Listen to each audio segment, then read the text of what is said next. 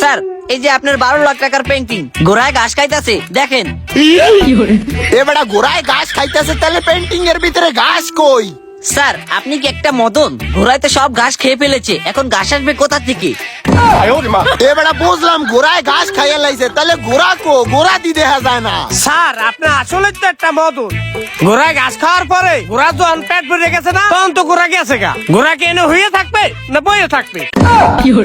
ওর মায়ের রে বাপ, এডি কোন জগতের প্রাণী? ঘোড়ায় ঘাস খাইয়া পেন্টিং এর ভিতরে কোন বাইরে এলো কেমনি? এবারে তুই কোন তোর কাছে কোটি কোটি টাকার পেন্টিং বেচতে আইছো? তুই তো পেন্টিং এর মান ইজ্জতি খাইয়া লাইছো। স্যার এটা কোটি কোটি টাকা হবে কিভাবে? এটা তো আমরা 200 টাকা দা কিনা।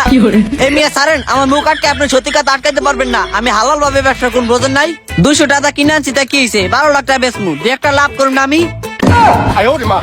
হালার করে হালায় 200 টাকার পেন্টিং 12 লাখ টাকায় বেচতে আইছে, কেমন তোর ওঠায় এখন?